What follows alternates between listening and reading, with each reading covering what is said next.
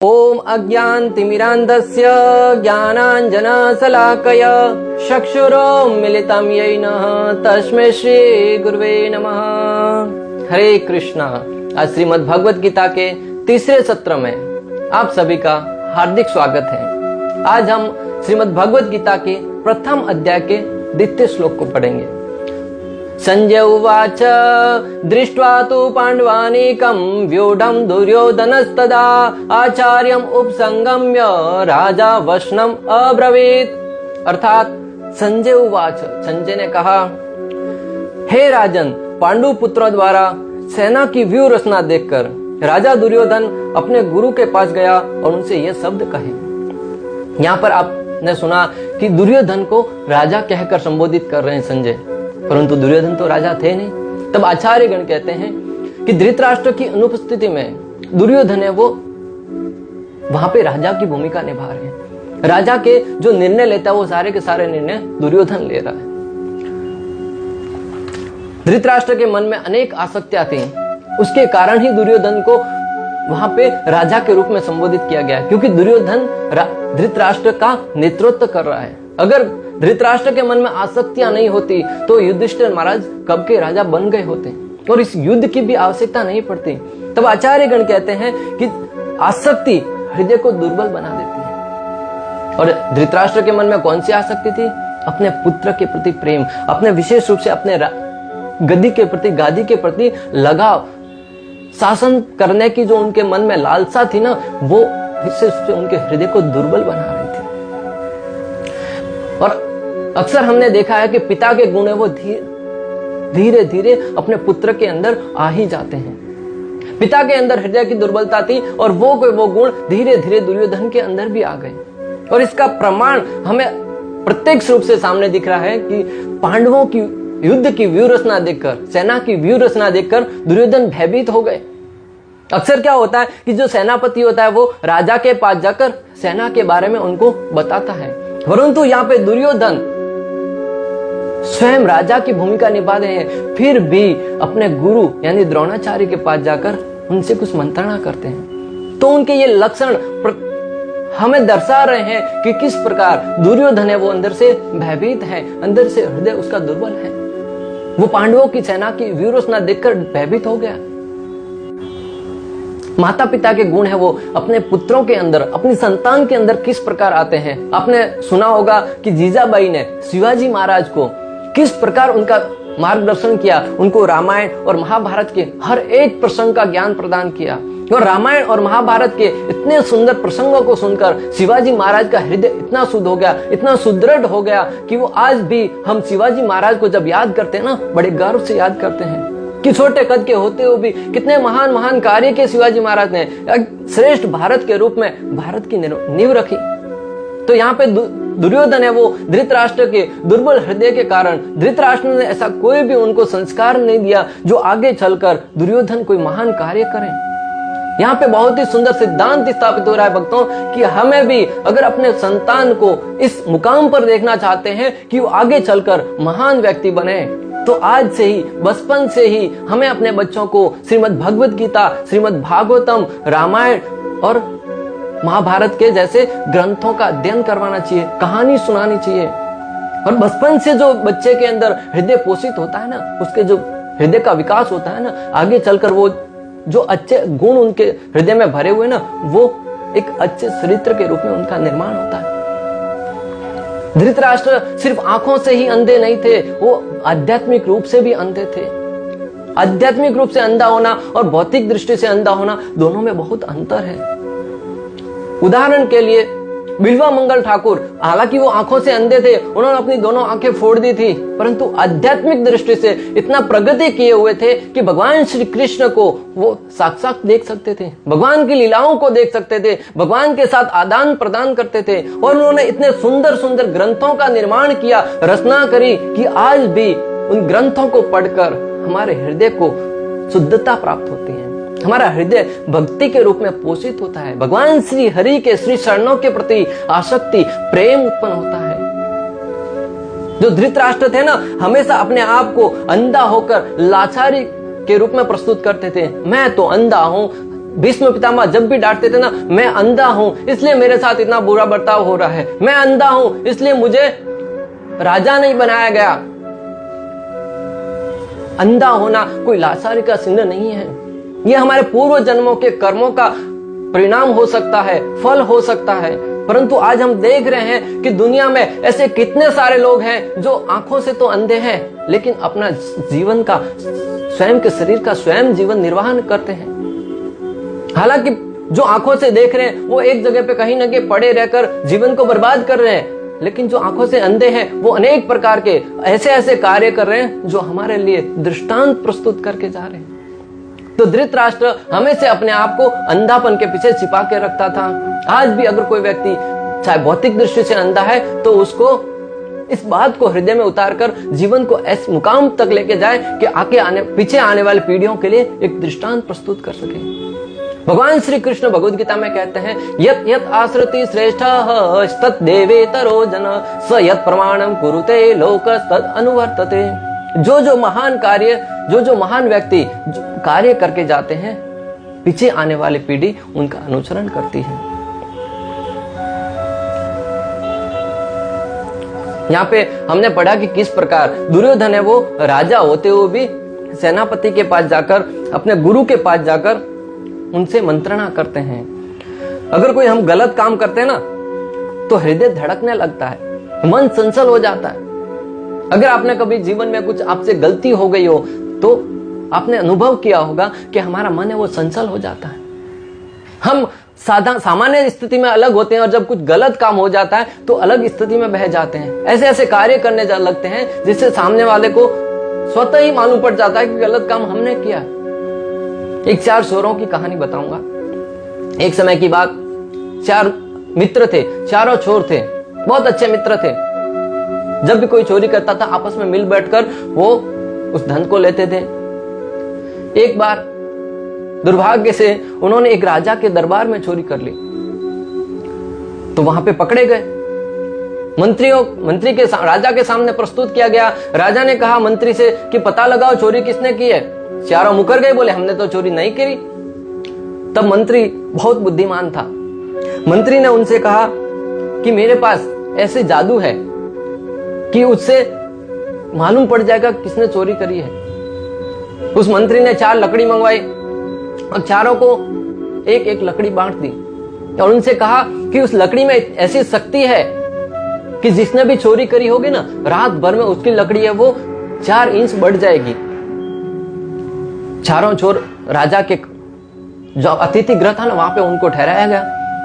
जिसने चोरी करी थी उसके हृदय में बहुत भय उत्पन्न था, बहुत ही भय व्याप्त था कि अगर मेरी चोरी पकड़ी गई, मेरी लकड़ी वो 4 इंच बढ़ गई तो मैं कल पकड़ा जाऊंगा और मुझे मृत्यु की सजा दी जाएगी।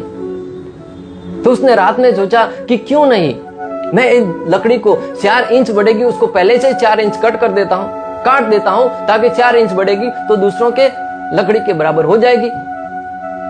अपने आप को बुद्धिमान समझने वाले उस चोर ने लकड़ी को 4 इंच काट दिया। प्रातःकाल का समय हुआ।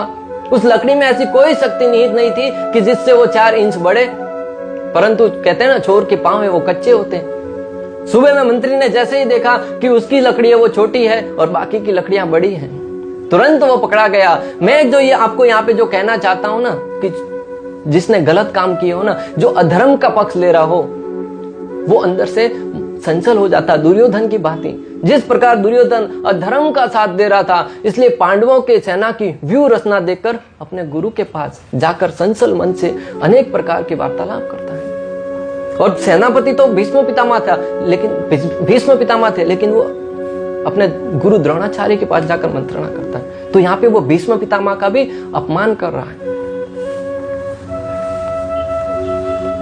और दूसरी तरफ युद्ध से पूर्व पांडव है वो भीष्म पितामह और द्रोणाचार्य के पास जाकर उनके शरणों में धनुष से बाण छोड़कर उनका आशीर्वाद ग्रहण करते हैं। और द्रोणाचार्य और भीष्म पितामह दोनों ने अर्जुन को विजय भव का आशीर्वाद प्रदान किया। हालांकि दुर्योधन को कभी भी इन दोनों से, भीष्म पितामह और द्रोणाचार्य से विजय भव का आशीर्वाद नहीं मिला, क्योंकि वो दुर्योधन है वो धर्म विरुद्ध आचरण कर रहा था। धर्म विरुद्ध आचरण देखकर कभी भी उनको दोनों आचार्यों ने विजय भव का आशीर्वाद नहीं दिया। यहां तक कि उनकी माता गांधारी ने भी उनको विजय भव का आशीर्वाद नहीं दिया, आयुष्मान भव का आशीर्वाद दिया, परंतु विजय भव का आशीर्वाद नहीं दिया। युद्ध है ना, अनेक तरीके से जीता जा सकता है। जैसे सामर्थ्य से युद्ध जीता जा सकता है, नीति से जीता जा सकता है, वाक से यानी कि बोलने की जो शक्ति है ना, वाक तपस्या, बोलने से है ना व्यक्ति युद्ध जीत सकता है। और सल से, जो सबसे नीच कैटेगरी है ना, वो है सल से युद्ध जीतना। दुर्योधन ने अपने मामा शकुनी के कहने पर, शकुनी के परामर्श से अनेक बार सल से युद्ध जीतने का प्रयास किया। और यहाँ पे जो कुरुक्षेत्र के युद्ध स्थल पर खड़ा हुआ ना, तब भी वो राजनीति करके सल से ही युद्ध जीतना चाह रहा है।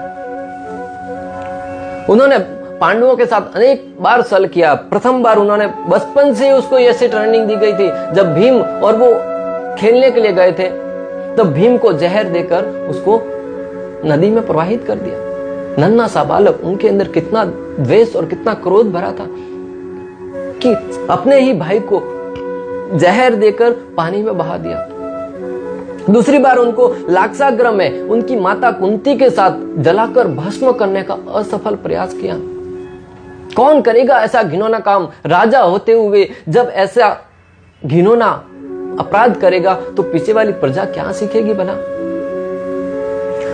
और तीसरा, उन्होंने पांडवों की जमीन हड़पने का प्रयास किया। पहले तो वो उनको जमीन देना ही नहीं चाहता था, परंतु जब खांडव प्रस्थ जो खंडर की भांति पड़ा था वो प्रदान किया, और पांडवों ने अपनी मेहनत से, अपने प्रयास से, अपने लगन से वहां पे इंद्रप्रस्थ जैसा राज्य स्थापित कर लिया। और दुर्योधन वहां पे एक बार देखने गया, वहां पे उस महल को देखकर वो मोहित हो गया और उसके अंदर हृदय में ऐसी लालसा उत्पन्न हुई कि ये इंद्रप्रस्थ तो मुझे चाहिए। और तब भी धृतराष्ट्र ने उनका साथ दिया और पांडवों को जुआ खेलने के लिए हस्तिनापुर आमंत्रित किया। और हस्तिनापुर में उनका जमीन हड़पने के लिए जुए का वहां पे खेल खेला गया। और उस खेल में हालांकि युधिष्ठिर महाराज उस युद्ध जुआ खेलने के लिए नहीं जाना चाहते थे। कोई भी व्यक्ति प्रश्न उठा सकता है कि युधिष्ठिर महाराज तो धर्म के ज्ञाता थे, वो फिर जुआ क्यों खेले? तब आचार्यगण अनेक प्रकार से समझाते हैं कि युधिष्ठिर महाराज है वो अपने चाचा का हमेशा यानी कि धृतराष्ट्र का सम्मान करते थे, वो उनका दिल नहीं दुखाना चाहते थे। और दूसरा, भगवान श्री कृष्ण हमें इस दृष्टांत द्वारा समझाना चाहते हैं कि जो युधिष्ठिर जैसे धर्मात्मा व्यक्ति भी जुआ खेलने के लिए बाध्य हो जाते हैं तो उनकी क्या गति होती है। तो हम हैं जो ड्रीम 11 वगैरह जो जुआ खेलते हैं ना, हमारी क्या गति होगी, इसको पहले से निर्णय कर लीजिए।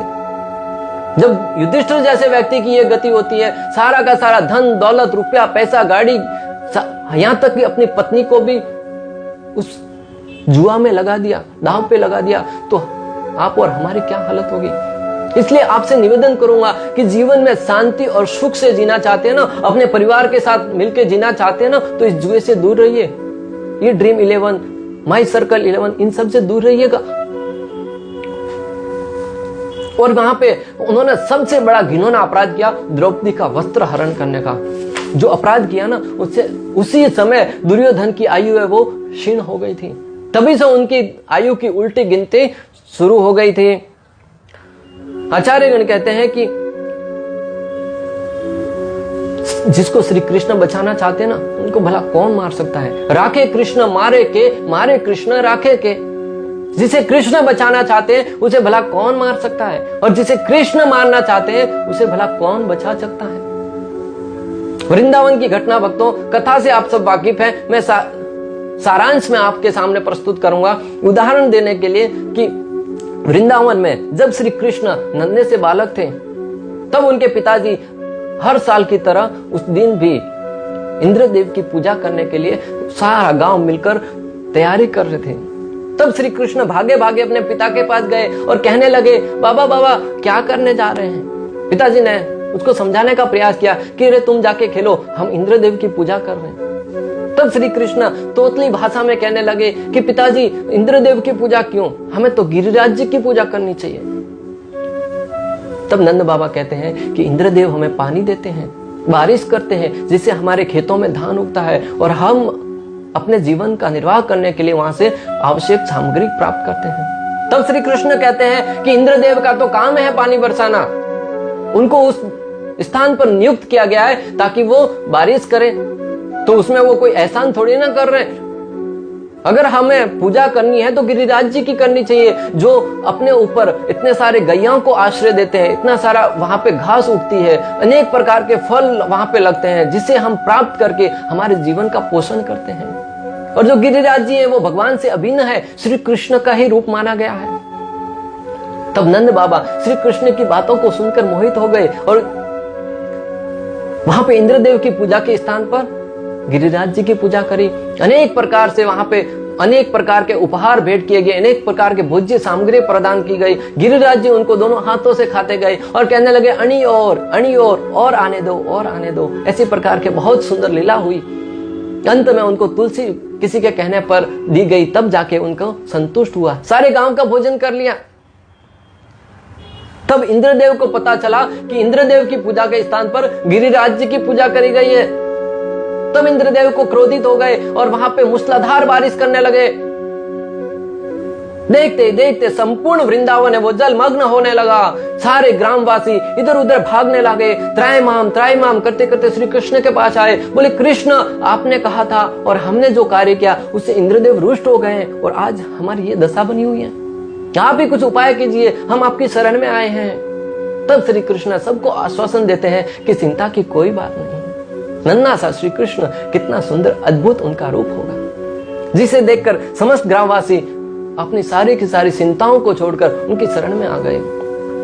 श्री कृष्ण ने गोवर्धन पर्वत को अपने उंगली पर उठा लिया और सारे के सारे ग्रामवासी गायों बछड़ों के साथ उस गोवर्धन जी के नीचे रुक गए। 7 दिन 7 रात तक ऐसा उत्तम दृश्य हुआ। सारे गांव वाले श्री कृष्ण को देख रहे हैं, एक पल निहार रहे हैं। किसी को भूख नहीं पड़ी है, प्यास की नहीं पड़ी है, सिर्फ और सिर्फ श्री कृष्ण के आंखों का दर्शन कर रहे हैं, आंखों से उनका अमृत पान कर रहे हैं। और उधर